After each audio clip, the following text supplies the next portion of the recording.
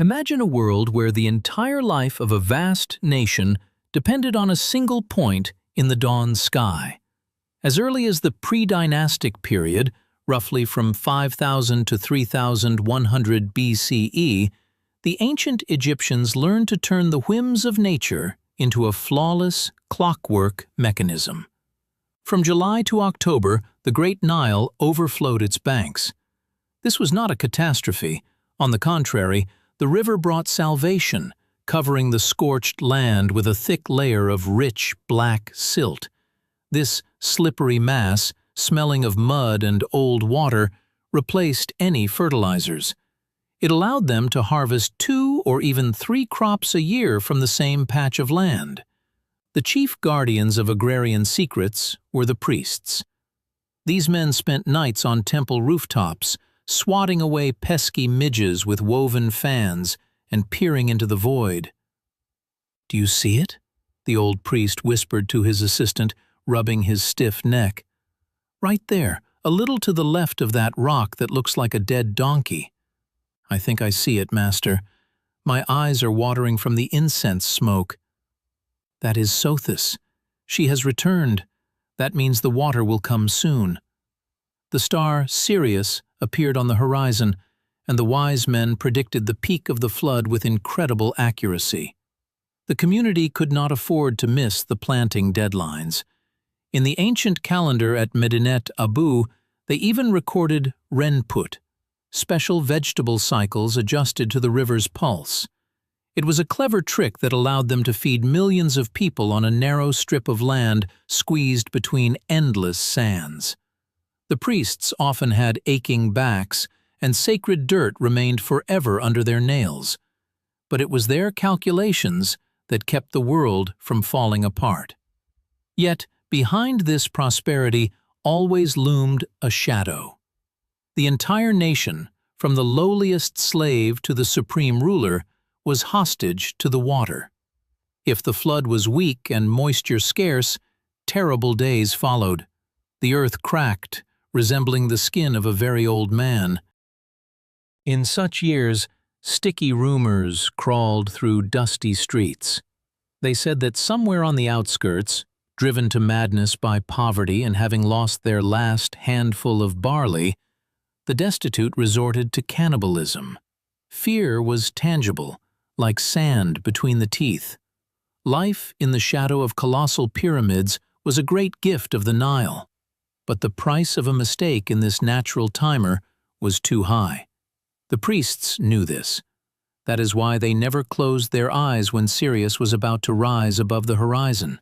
One wrong calculation, and the civilization could simply vanish, leaving behind only statue fragments and the dry rustle of reeds. The tomb-like silence of empty granaries terrified more than any enemy with a sword. Far more. All this celestial arithmetic ultimately settled on sandal soles as thick, greasy mud.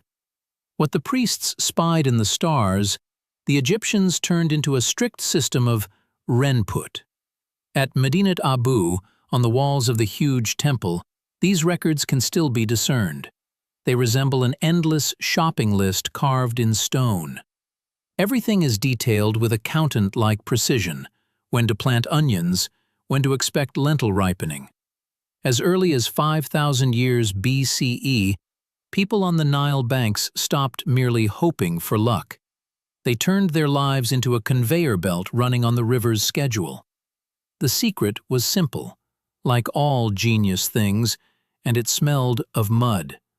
The floods brought not only water to the fields, but also tons of black, slippery silt. This was ideal natural top-dressing created by nature itself. While peasants elsewhere stared in despair at depleted soil, Egyptians simply waited for the river to do the dirty work for them. No chemicals, no complicated schemes, just a soft, warm mass so pleasant to sink bare feet into. On the narrow strip of green squeezed between dead sands, vegetables grew at a frightening speed. "This onion again," grumbled the young scribe's assistant, wiping his forehead with an ink-stained finger. "We've already recorded 40 baskets, and it never ends. "Keep writing, don't get distracted," replied the senior, adjusting his loincloth. "If there's an error in the lists, they'll feed you this very onion until the next Sirius. And write down the garlic too. The treasurer always gets heartburn from it, but without it, the report won't be accepted."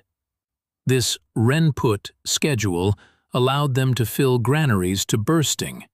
The calendar at Medinet Abu essentially became the world's first operating manual for an entire country. People simply threw selected seeds into the river-prepared soil at the right time, then harvested the crops on which the entire power of this civilization grew. When the vegetables were done, the main force came into play: grain.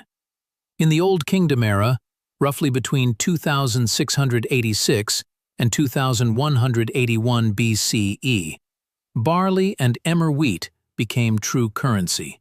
Everything rested on these cereals. About 80% of what an Egyptian put in his mouth each day consisted of them. This was the fuel for the great constructions. Imagine a worker building the Pyramid of Khufu. The heat is such that stones burn palms even through leather pads.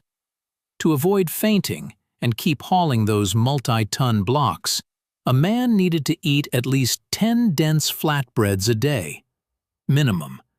It was coarse food, often gritty with sand crunching on the teeth, but it gave strength. "Listen, Hetty, did you splash yesterday's beer into the dough again?" one builder asked another, leaning his back against a cool limestone block. "So what? It tastes more interesting that way. Gets a bit sour." "Sour is good. Just make sure your stomach doesn't twist later like a scarab's settled in it." Beer was added to bread not for the good life, but for that very life hack. It made the flatbreads softer and more aromatic. But growing grain was not enough. It had to be preserved. The fear of famine sat deep in every ruler's subconscious. That is why giant granaries were built across the country. Storages smelling of dry dust and cat urine. Cats were kept there not for beauty, but as the only barrier between state reserves and hordes of mice. The pharaohs of the Old Kingdom were paranoid in the good sense of the word. They tried to keep stocks for 10 years ahead. This strategy allowed the state not to panic if the Nile suddenly decided to rest and failed to provide a normal flood. Golden barley grains were more important to them than real gold. In the end, it was from these grains, digested in the stomachs of thousands of workers, that the unshakable stone giants of the pyramids grew, frozen in eternity. These massive cones of mud brick, which the Greeks later called granaries, were in fact huge safes for the empire's most valuable metal, carbohydrates. In the Old Kingdom period, roughly from 2686 to 2181 BCE, Egypt turned into one big pantry. Inside these storages stood such dry, stifling heat that grain could lie there for 10 years without turning to dust. It was pure mathematics of survival. While neighbors in the region sacrificed goats, begging the sky for rain, Egyptian officials simply opened Granary Number 5 and issued rations. "Dust in my eyes again," coughed the junior overseer, peering into the narrow ventilation hole. "I swear this grain remembers the grandfather of the current pharaoh." "It'll outlive you too if the mice don't get it," grumbled the senior, stroking a mangy cat lazily watching a lizard's shadow on the wall. "Record, another 12 measures of barley from the upper sector, and don't forget to wipe the tablet, or last time the treasurer mistook 7 for 3, and they nearly cut our lunch." Cats in these storages were not just pets, but state employees. Skinny, mean, and endlessly devoted to their duty, they patrolled the passages between bins, protecting the state piggy bank from rodents. A 10-year grain reserve gave pharaohs what no one else had: confidence. You could plan a construction for 30 years ahead because you knew, even if the Nile went on strike for a couple of seasons, your army of workers wouldn't scatter in search of food. That calm was worth every drop of sweat shed in building those brick giants. But dry grains in sacks are not yet a meal. To turn strategic reserves into energy required ingenuity. In those same years, between 2686 and 2181 BCE, Egyptians perfected their culinary habits to automation. 80% of everything they ate was barley and emmer. Honestly, it was a rather boring diet. Gnawing dry flatbreads day after day is dubious pleasure, especially when sand from the millstones constantly crunches on the teeth. And here, beer entered the game. This was not the drink we're used to seeing in glass bottles. Ancient Egyptian beer was a thick, murky, sour sludge resembling liquid porridge, but it became the secret ingredient of the great constructions. "Hey, Hetty, why did you throw the dough into the vat with wort?" shouted a woman, wiping her hands on her apron. "Has the sun baked your head completely? Wait, just look how it's bubbling. It's alive!" This life hack, using brewer's yeast instead of plain water, caused a quiet revolution. The dough began to ferment, rise, and the result was bread with that porous structure and characteristic sourness. Such food didn't just satiate, it was tasty. Without extra costs, using only brewing waste, the poor turned coarse emmer into something they could eat for years without wanting to drown in the Nile. This symbiosis of bakery and brewery became the engine of civilization. While workers chewed their fluffy, hop-scented flatbreads, the pyramids continued to grow upward, layer by layer, block by block, fueled by the energy of fermented grain from those endless 10-year reserves. If bread and beer were the fuel for this colossal stone-moving machine, then onions and garlic were the oil that kept its gears from seizing due to disease. In the Old Kingdom era, roughly from 2686 to 2181 BCE, these pungent vegetables turned from ordinary food into a strategic resource. On the Giza Plateau stood such a thick smell of garlic breath that it seemed you could touch it with your hands. "Garlic again?" rasped a stonecutter, wiping sweat from his brow with a dirty forearm. "I already have such heartburn from it, as if I swallowed coals from the forge." "Eat and don't whine," replied the foreman, lazily picking his teeth with a splinter. "If you collapse with fever, they'll give your ration to the Nubians and toss you in the ditch. Onion is strength. See how your eyes water? That's the spirits of illness leaving." The foreman, of course, knew nothing about phytoncides, but his intuition didn't fail him. In conditions where thousands lived in cramped barracks, choking on dust and soot, any infection could mow down construction faster than a quarry collapse. 1 or 2 kilograms of onions and garlic per day, that was the consumption norm, not a typo. People literally lived on this diet, turning their stomachs into natural pharmacies. Herodotus, who later visited these parts, recorded with some bewilderment that 1,600 talents of silver were spent on purchasing onions, leeks, and garlic for the workers. An absolutely astronomical sum. With that money, one could probably buy a small kingdom, but Khufu and his successors preferred to invest in the biological endurance of their subjects. "Look at this specimen," Seth, the junior scribe, squeamishly lifted a rotting onion by the tail. "We paid for it like a piece of copper, and it's soft as a baby's cheek." "Right accepted," muttered the senior distributor, not looking up from the papyrus. "Tomorrow another 300 people come from the Delta. They won't care about softness. The main thing is that it burns. It burned not only for the workers. At the other end of the social ladder, in the cool temple halls, priests also did not neglect this stinking gold.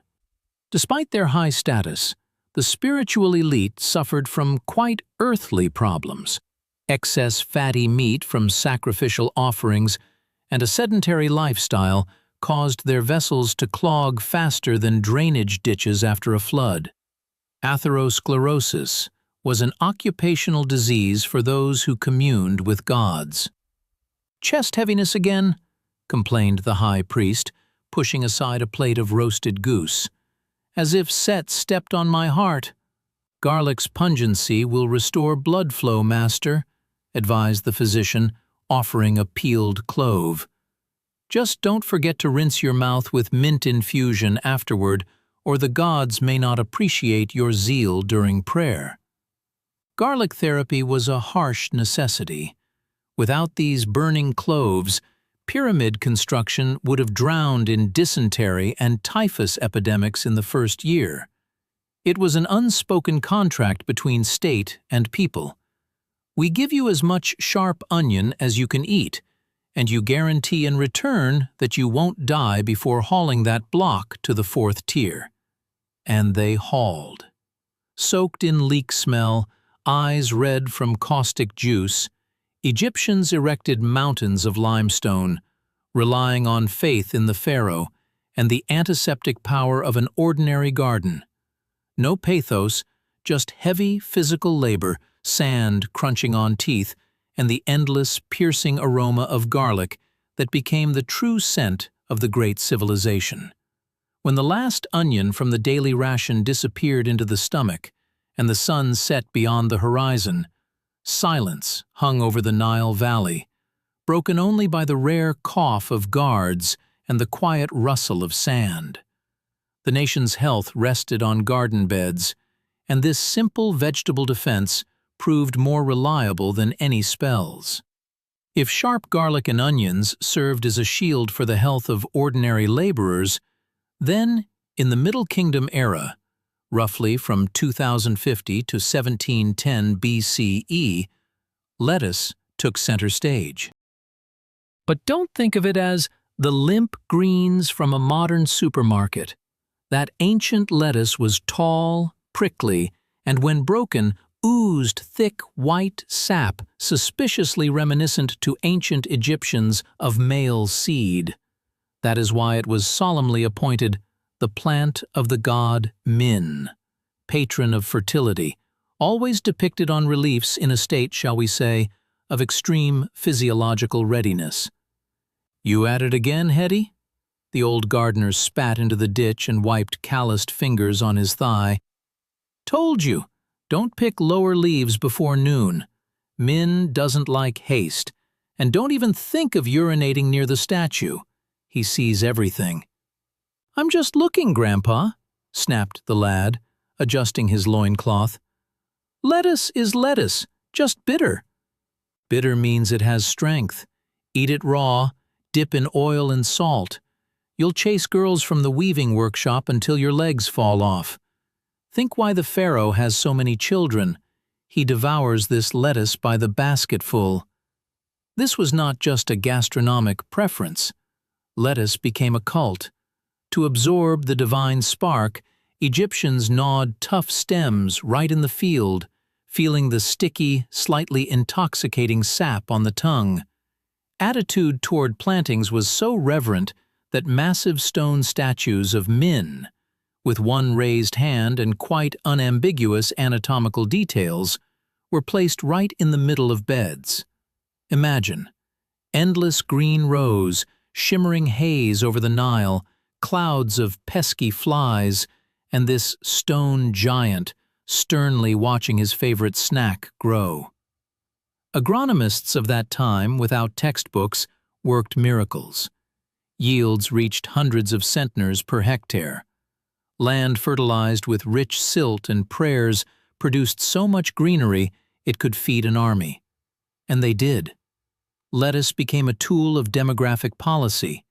in the treasury of ancient literature survives a strange, almost absurd parable: the contendings of Horus and Set. There is a moment where one god tries to prove superiority using lettuce as, let's say, a vehicle for his vital force. A plot worthy of a boulevard novel, but for an Egyptian, it was pure life truth. "Saw how Horus outdid that red-haired rascal Set?" junior scribes whispered in the shadow of temple columns, giggling into fists. "Just fed him lettuce at the right moment. There's divine wisdom for you." "Quiet," the senior grain distributor cut him off. "Better write, accepted 40 baskets of excellent lettuce for the harvest festival, and make sure the leaves are juicy. If they wilt, Min will twist both our tails." In those centuries, from 2050 to 1710 BCE, the garden became an extension of the temple. A peasant digging in mud felt part of the great act of creation. Every crunch of a fresh leaf on teeth was a small ritual. No pathos, just hard labor under the watchful eye of a stone god, the smell of rancid oil, and confidence that as long as lettuce grew, life in the Nile Valley would not cease. The country's greatness was built not only on gold, but also on these green rows swaying under the scorching sun, guaranteeing that new generations of Egyptians would be as strong and numerous as grains in an overripe ear. When the land, having drunk all juices from the silt, began to crack tiredly under the blazing sun, simpler saviors replaced the capricious lettuce. In the Middle Kingdom era, still 2050 to 1710 BCE, the Nile Valley fields were covered with a carpet of lentils, chickpeas, and peas. These inconspicuous pods were like invisible healers. Ancient agronomists, of course, didn't know the word nitrogen, but clearly saw, where chickpeas grew last season, the soil became fat, pliable, and somehow renewed. It was the quiet magic of fields, allowing them to squeeze the maximum from soil without chemicals, decade after decade. "You'll break your teeth on this bread again," grumbled an old stone cutter, picking a hard, pebble-like dried pea from a gray flatbread. The women in the bakery got lazy, didn't grind properly. "But filling, Dad," replied his partner, wiping sweat from his brow. "You won't move this block on water and onions alone. Lentils have strength. Eat a handful. It's like eating meat, only without the meat." And this was no exaggeration. For millions of ordinary Egyptians, legumes became the only accessible way to avoid death from protein starvation. Meat cost a fortune, but lentils grew willingly and cost pennies. An ordinary worker got his 20 or 30 grams of plant protein a day simply by biting into a coarse flatbread where thrifty housewives mixed bean flour. It was a clever move. The bread became heavy, dense, and so satiating that hunger didn't return until sunset, while a man bent his back on construction or in the field. Strangely, these small, dusty grains managed to unite both the wretched hut and the dazzling palace. While the poor rejoiced at an extra handful of chickpeas in stew, the great pharaohs of the Middle Kingdom, ruling between 2050 and 1710 BCE, ate lentils for quite different reasons. In the high society of Thebes and Memphis reigned a cult of slimness. A fat ruler was a bad sign, evidence of laziness and lack of divine spark. "Look at His Majesty," a court scribe whispered to his assistant, standing in the shadow of a colonnade watching the pharaoh's breakfast. "Pushed aside the roasted goose again, demands only lentil porridge with oil and cumin. Says it doesn't make the belly grow, but keeps the mind sharp as a knife." "We should have his worries," sighed the assistant, rubbing an empty stomach. "I wouldn't refuse goose or porridge. Main thing is no rumbling when we submit reports." Lentils were considered the ideal dietary product for the elite. It was believed to help preserve greatness of form without turning a living god into a panting fat man. Thus, a modest legume grain solved two fundamental tasks of civilization at once. It returned life to depleted fields and kept the nation in tone. For some, it gave muscles to build pyramids and temples. For others, a slender figure to look impressive on reliefs. Without this simple foundation of peas and chickpeas, Egypt's greatness could have simply crumbled under the weight of its own hunger and immoderate appetite. The short crunch of dry pods in the wind was the sound of stability, a guarantee that tomorrow there would be a new day, new work, and a new flatbread capable of sustaining life in this hot, endless world. By the New Kingdom era, roughly from 1550 to 1070 BCE, the pursuit of elegance and light gait turned into a real mania among Egyptian nobility.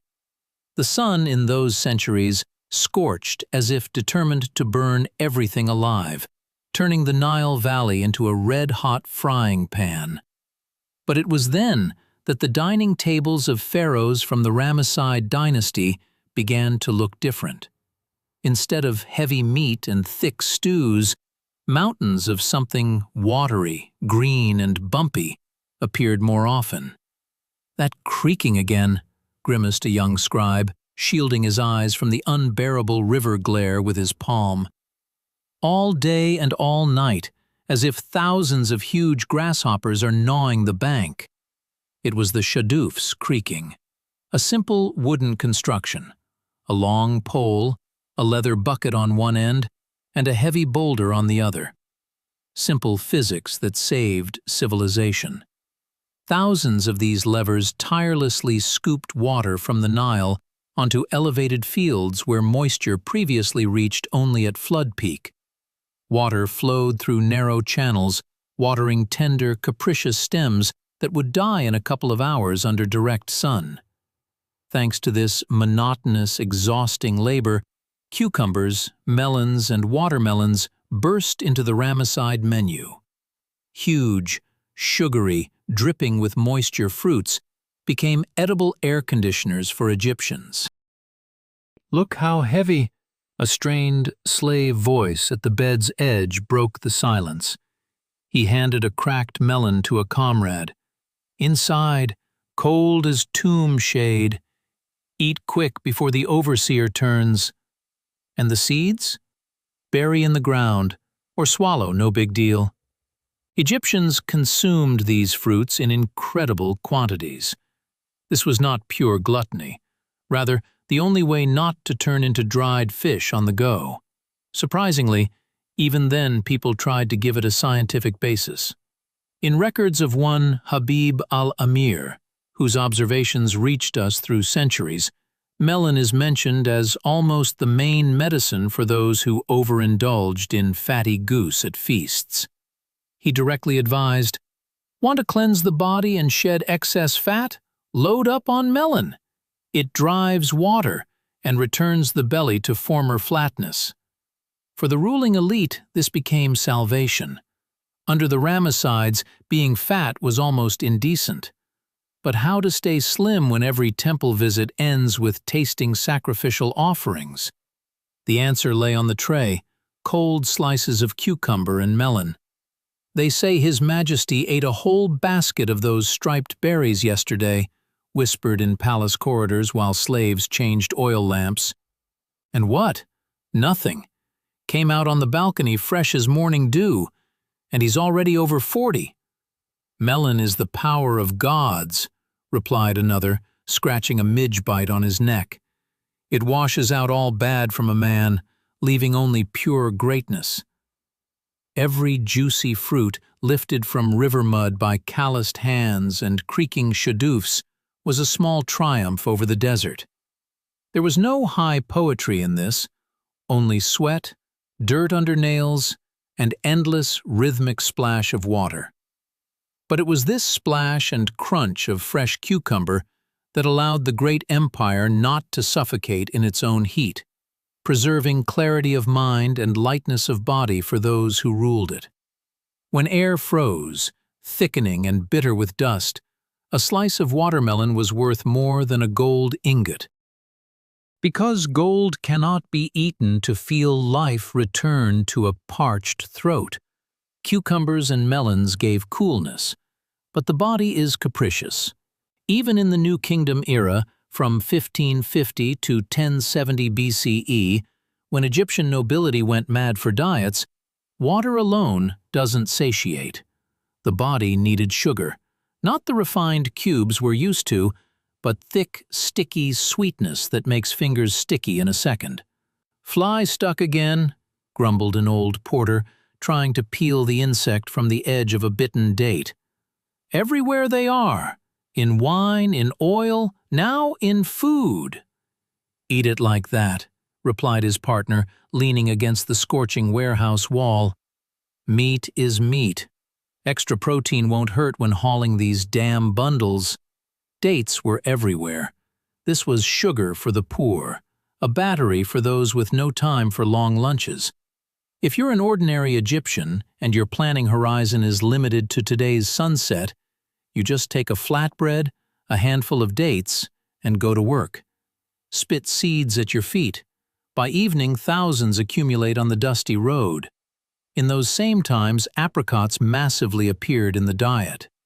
Juicy, bright orange, they seemed pieces of that very sun trying to kill everyone. But unlike the sun, they could be eaten. But the real hit, people's honey, was the carob tree. Honey cost fabulous money. Bees were kept at temples, watched by priests, and an ordinary tomb builder wasn't allowed to lick combs by status. But carob pods, that was different. Long, brown, like dried locusts, stuffed with sweet pulp. "Hey, Happy, did you throw this in the water?" A young lad peered into a clay jug. "Through it. They'll soften. It'll be sweet. Just don't drink right away. Let it stand. Yesterday I hurried, nearly broke my teeth on that wood." Ground carob was added to infusions, decoctions, and just water. It gave the taste that let them forget bitter river water and eternal dust aftertaste in the mouth. It was practicality brought to absolute. Why pay gold for bee labor when you can gather pods from a tree and get almost the same? By the way, about gold. Empire expansion under great pharaohs of that time was not only parades and captured chariots, it was trade. Huge caravans from the Near East stretched to the Nile Valley, raising clouds of sand. They brought exotics that made local cooks' heads spin. Dried fruits, strange resins, new nut varieties. Eastern markets poured new flavors into Egypt, turning cuisine from conservative bread, beer, onion set into something more complex. Even if there was no drop of honey in the house, life still remained sweet. Let that sweetness carry road dust, taste, and smell of cheap carob. In the end, when building eternity from stone, you need something to give strength to live until tomorrow morning. And a date clenched in a fist coped better than any prayer. Pure energy packed in wrinkled skin. Simple, cheap, without excess pathos. Sweet juice ran down chins, mixed with sweat and dirt, and there was far more life in that than in sterile offerings on God's altars. But if dates were energy for those used to counting every copper deben, true treasure hid where a decent person doesn't go without need, in scorching folds of the eastern desert. Wild honey. They hunted it like big game. Groups of desperate lads went into sands, far from saving Nile, to smoke swarms from rock crevices. "Eye swollen shut," rasped one such hunter, pressing a wet rag to his face. "Right in the eyelid, the winged beast." "But look at the color." His partner carefully poured thick, almost black mass into a leather bag. "This isn't garden water. Priests will tear hands off for it. Later, of course, everything was put on stream. Why run over rocks when chaos can be tamed?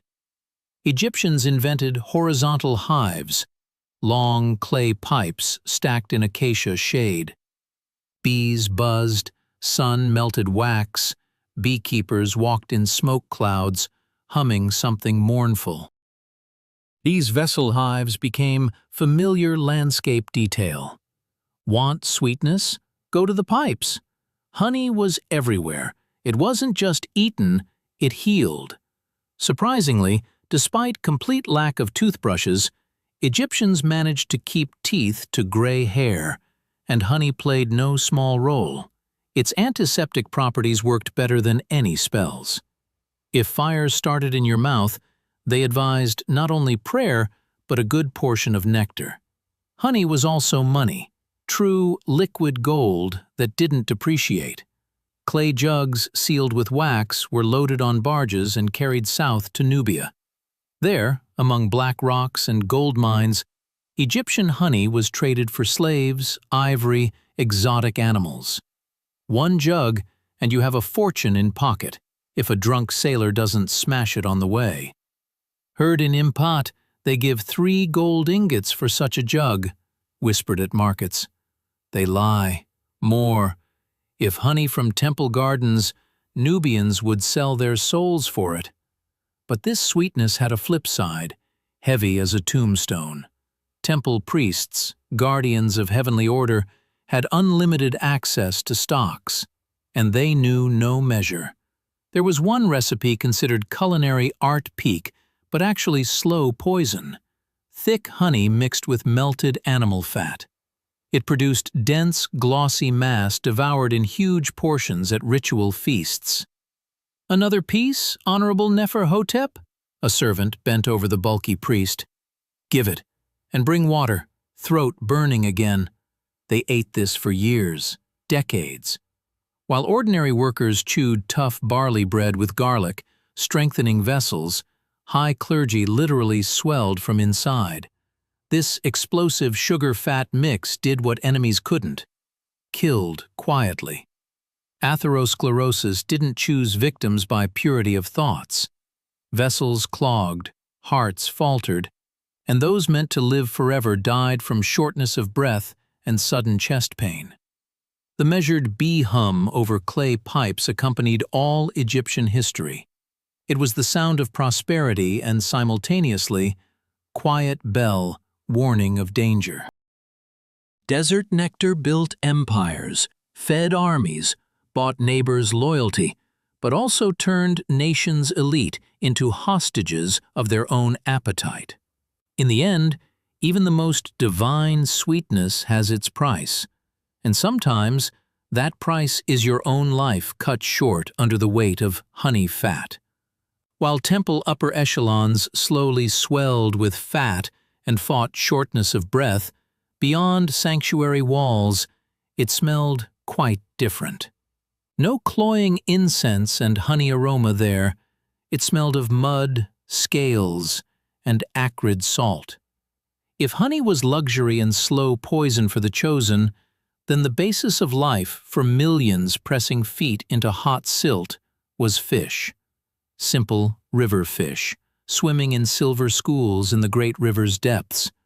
"Too much salt," grumbled the old man, pouring gray crystals into large perch gills. "Brought from northern swamps again, bitter as a widow's tear." "Pour more," snapped his son, wiping sweat with dirty forearm. "If it spoils before full moon, you'll gnaw stones." Son forgave no mistakes. In heat catch turned to poison in hours, so Egyptians elevated salting to high art. Fish were gutted, salted, and tightly packed into pot-bellied clay vats. Top, layer of linen cloth, poured with wax or sealed with clay. These vessels stood in hut shade for months, becoming sole salvation when grain bins emptied and weeks remained to new harvest. But this food had social aftertaste. Divine pharaohs and their retinue looked at river catch with poorly concealed disgust. For them, Nile fish was unclean, food for those unable to afford better. While poor huts reeked of heavy, head-spinning salted perch spirit, rulers' tables received sea delicacies, delivered from distant shores wrapped in wet straw and seagrass, expensive, complicated, but no mud smell. "Master won't taste this," ordered the steward, squeamishly pushing away plate of river carp. "Serve mullet from the Great Green, and check scales are light." Religious taboos turned dining table into minefield. In one Nome, administrative district, they worshipped Oxyrhynchus. Sharp-snouted fish legend said ate part of god Osiris's body. There, catching it was crime punishable by beating. In neighboring Nome, same fish fried calmly on coals, seeing no heresy. It reached absurdity. History remembers Ethiopian king Pi, who captured much of Egypt, staging real diplomatic démarche. When feast time came, he simply refused to sit at table with local rulers. "I won't share bread with those who defiled their mouths with river carrion," he threw, staring at fish trays. For him, accustomed to harsh homeland laws, eating Nile catch was sign of spiritual degradation. He stood straight and angry, while other petty kings fearfully hid fish pieces under table. Thus, ordinary scales and fins became invisible wall. For slave-building pyramid, salted little fish was only way to live till sunset, source of strength and tiny joy. For Pharaoh, same fish was brand of poverty and spiritual impurity. Nile fed all, but raised some to gods through expensive sea purchases, bound others to earth with cheap salting smell that didn't fade from clothes for years. One piece of salt, one fish caught in murky water, and abyss grew between people impossible to cross, even in 1,000 years. While streets smelled of oversalted scales, behind high palace walls in New Kingdom era, roughly 1550 to 1070 BCE, quite different aroma wafted. It smelled of bitter freshness and damp earth. While poor rejoiced at extra perch tail, Egyptian nobility chewed celery. It was strange sight. Mighty nobles, shapers of fates, sat on embroidered cushions crunching tough green stems. Celery was considered not just food, but liquid gold in solid form. Its juice believed to wash heaviness, accumulated from endless feasts from blood. "This grass again," grimaced young treasurer, examining fibrous stem. "My jaws already ache like a donkey's." "Chew," cut off old physician, not pausing mixing ointments. "If you want belly not hanging over belt like grain sack when Pharaoh calls you hunting, you'll chew. And don't forget wash down with milk." Celery was capricious. It didn't grow wild at water's edge like papyrus. Special plots broken for it where slaves day and night watched moisture levels. Agronomists then, if so called, reached unthinkable heights, up to 50 centners of greens per hectare of such irrigated land. Scribe in greasy shenty, squinting from sun, carefully wrote these figures on papyrus, while fat Nile flies buzzed over ear. Flies were real curse. Because of them, Egyptians invented those strange jugs, pot-bellied with unnaturally narrow necks. Goat and sheep milk stored in them. Egyptians believed goat, clean, vigorous animal, so its milk transmits vigor to heart.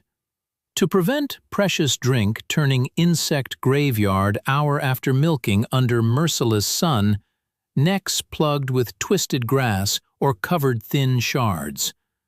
But main secret of palace dietology was combination: celery plus fresh goat milk. This was heavy artillery against obesity, and they fattened fast in palaces. Ritual meals followed one after another: honey bread, fatty goose meat, dates, beer. New Kingdom nobles often resembled overfed cats. To keep some semblance of greatness and movement lightness, they had to sit on this tough diet. "It smells of wool," complained treasurer, sniffing bowl of milk. "It smells of longevity," grumbled physician. "Drink quick before it curdles in this heat." Milk was everywhere. In poor huts it turned to sour curd or coarse cheese, stinking so unprepared person could faint. In rich houses, whipped tenderest butter and made cream served in cooled alabaster vases. But for elite ruling country from 1550 BCE, milk paired with celery became political tool. Ruler could not be flabby. Ruler, earthly embodiment of God, and gods don't suffer shortness of breath. So while outside palace windows people choked on bony fish, cool halls heard measured celery crunch.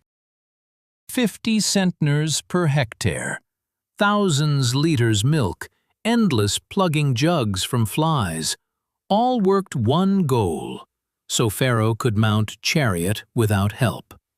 This green stem grown in Nile silt for decades became guardian of imperial stateliness, separating lean lords from their bulky, short-lived subjects.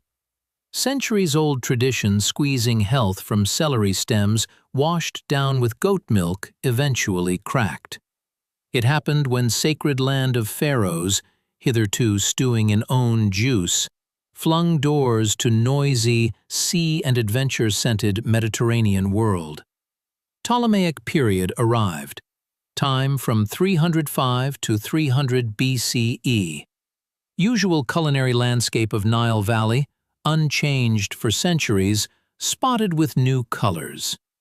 Arrival of Greek settlers brought not only ambitious kings with complex names, but strange seed sacks.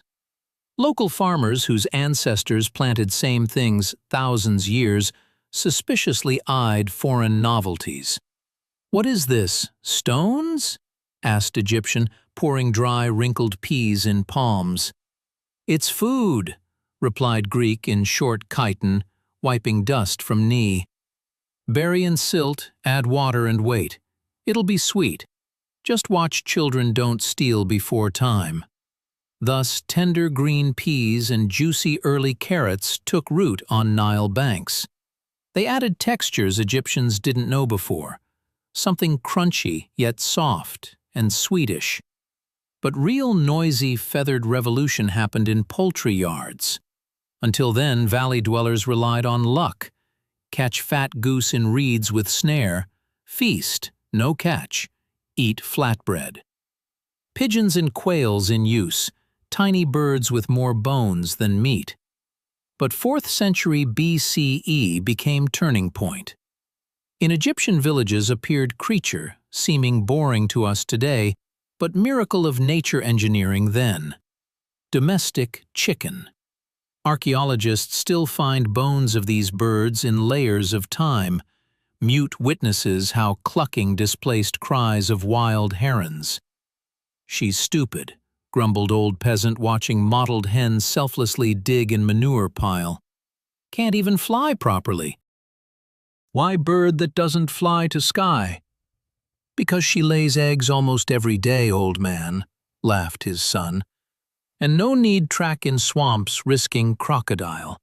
She just sits and waits to be eaten." Chicken meat became stable protein source, so lacking huge population. It perfectly combined with new Greek vegetables. But to tie this flavor chaos together needed one more element. Small, black, burning. Black pepper. Brought from afar, it became critical touch turning bland Egyptian food modern. Pepper added sharpness and strange, stirring depth to thick pea-carrot stews. This sharp accent on tongue meant final sunset of old isolation. World grew tight. Greek influence flooded Egypt like Nile inundation, changing not only politics but village yard sounds. Now mornings residents woken not only water splash, but discordant rooster chorus.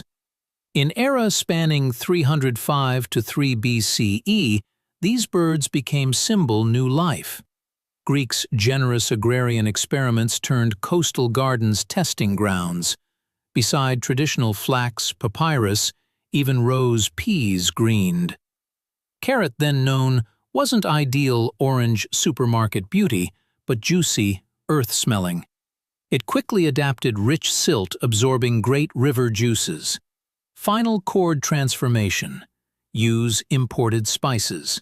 Sharp pepper let cooks mask smells if meat not freshest, give dishes piquancy unthinkable. Severe, laconic eras, great pyramid builders. "Sprinkle more," begged young scribe, bending over chicken bowl. "This black powder tickles nose, but mouth starts real fire." "And don't sneeze in plate," grumbled his wife, adjusting stray hair strand. Thus, thanks, Greek legacy, Egyptian cuisine acquired completed palate. Ancient ancestors' traditions accustomed simplicity mixed bright, bold, ancient world novelties. Chicken peas, burning pepper. This alloy fed millions last century's great civilization existence, creating taste, time when old gods slowly yielded new names, new habits. It was taste of change, bit sharp-smelling hearth smoke, fresh-cut greens.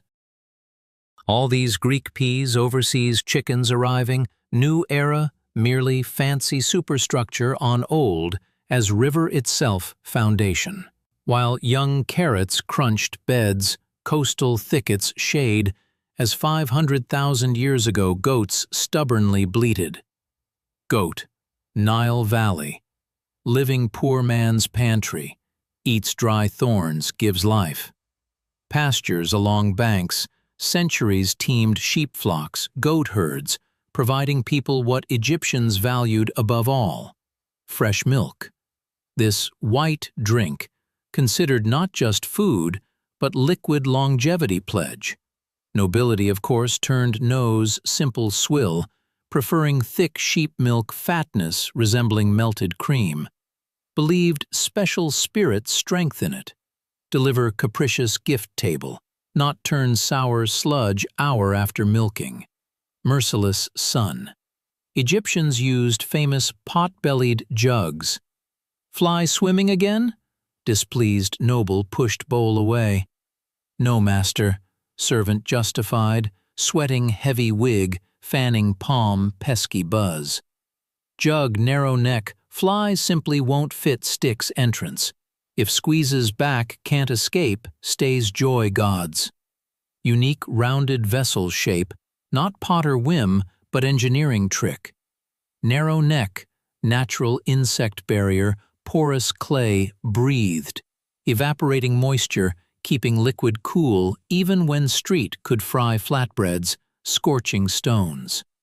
Dairy farming developed so solidly, gifts one form another present every table. From pharaoh, last digger. Raw material never wasted.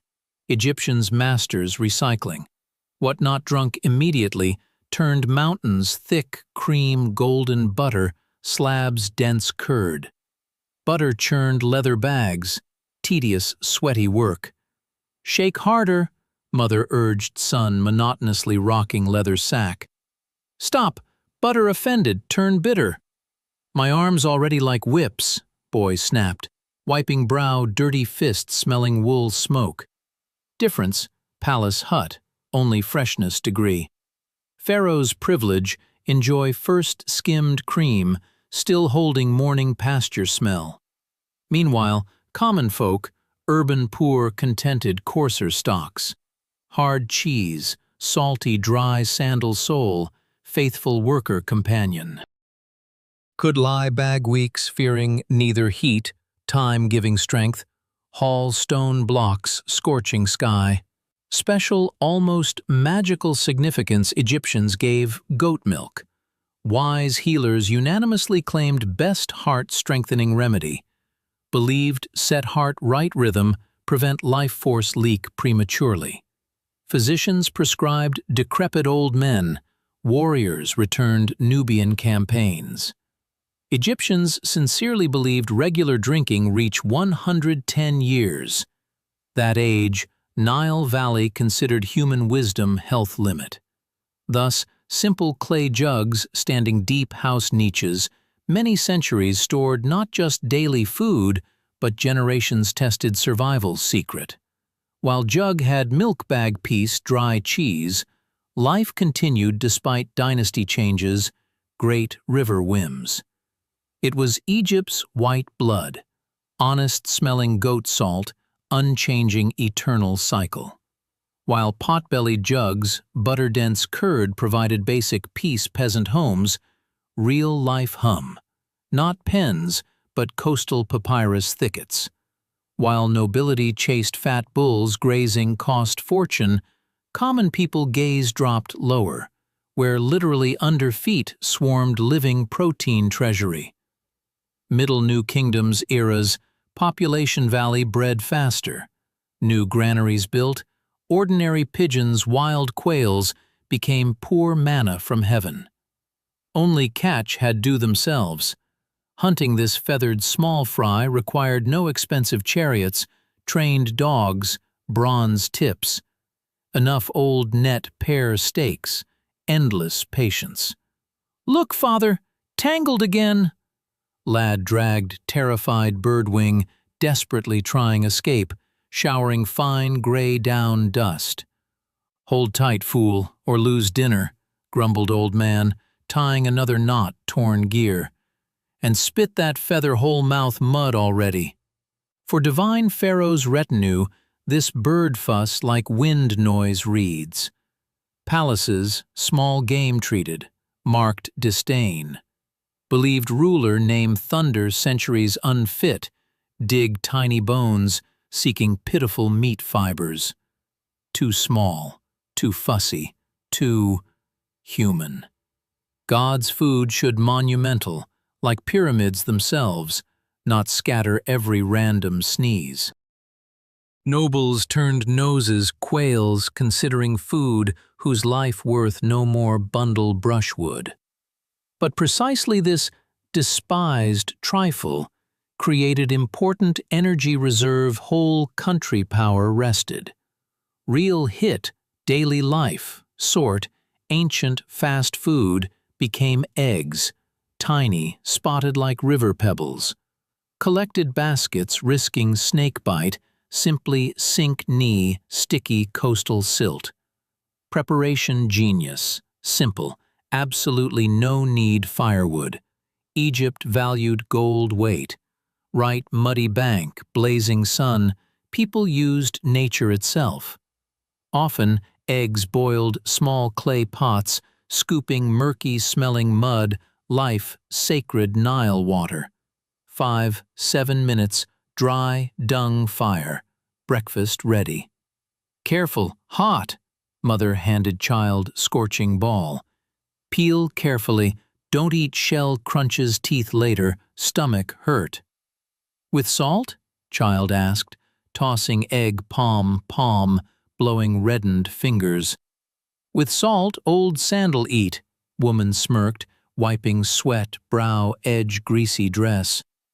This cheap, easy protein helped common people maintain astonishing endurance. While elite debated ritual offerings, purity, savored tender veal, millions valley chewed dryish game, peeled shells, squatting clay wall shade. Small quail, so diligently ignored court chroniclers, became invisible hero, Egyptian table. Precisely, she daily fed those calloused hands, erected country eternal greatness, hauling stone blocks merciless sky. Without pathos, gold decorations, simply energy. One small egg boiled river water, great cycle, great civilization, life continued. Energy, those very quail eggs eaten dawn clay wall shade, flowed straight, knotted shoulders, calloused palms. Period between 15, 5010, 70 BCE. Survival, entire Egypt depended not God's will, but whether person enough strength. 10,000th time, day bend long wooden pole. Nile banks, New Kingdom era, high, steep, smelled wet clay. Raise water fields above river level, Egyptians everywhere introduced shadoofs. Simple stick construction, long lever vertical support, one side heavy stone, dried mud clump counterweight, other leather bucket. Strap worn through again, Hapu spat thick saliva dust, examining wet leather scrap. Third time weak. Not tie don't whine, partner replied, without straightening back. His shadoof creaked steadily, swish, scoop, swish, splash. If water channel drops overseer, tie these knots our backs. Creak. Thousands such levers stood valley dawn dusk. Sound Egyptian economy, monotonous, irritating, eternal. Wood rubbed wood, wet leather slapped water, bare feet needed sticky mush, bank edge. Buckets often caught nonsense. Sleepy small fish, algae scraps, even dazed carousel frog. No one paid attention. Frog shaken gutter, murky water, long journey, artificial country arteries. Those times, 15, 50, 10, 70 BCE. Egyptian engineering thought created more than garden sprinklers. They entangled land channel network, piercing valley like veins. Colossal logistical system allowing distribute river resources, millions hectares. Without this handmade web, all New Kingdom greatness crumbled dust, couple dry months. Desert stood quite close, literally last irrigated ear row, waiting moment reclaim lands. "Dad, look, snake ditch!" shouted lad, running narrow channel. "Don't touch, swims away," father muttered, wiping sweat elbow. "Better watch silt, not block drain. Clogs. Water bypasses evening barley far edge yellows." Such painstaking daily mud-wood fuss allowed feed incredible ancient world, number people, 3-4 million. Living conveyor. Water lifted shadoof Nile main channel, spread smaller branches, then tiny ditches, straight plant roots.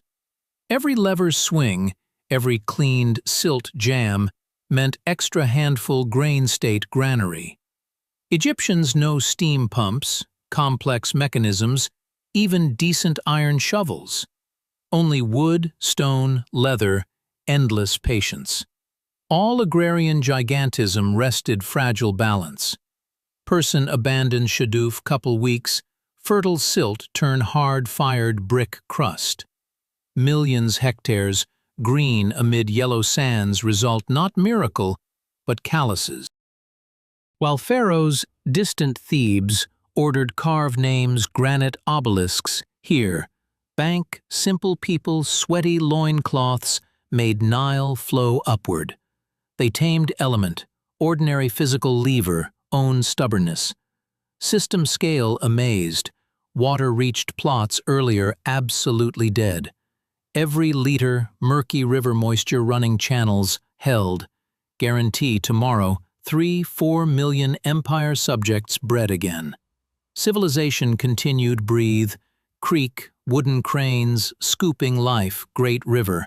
All endless fuss, gates, silt, leather buckets, ultimately settled thick dust, stone cutters incisors. Temple, tomb walls, literally overgrown food images, not just stone encyclopedia, rather gigantic country checkbook. Instead, numbers carved onion bunches, goose carcasses. Masters, squinting oil lamps, manic persistence, chiseled every vein lettuce leaf. "Look, bunch," senior master poked, calloused finger, fresh relief. "You carved radish like lay sun week. Foliage should stand, understand? So deceased no mark, afterlife teeth crunch. Noisy markets, channel edges crunch, quite real. No coins smelled, garlic, wet wool, sour grain. Gardening, national sport. Every land patch moisture reached must bear something.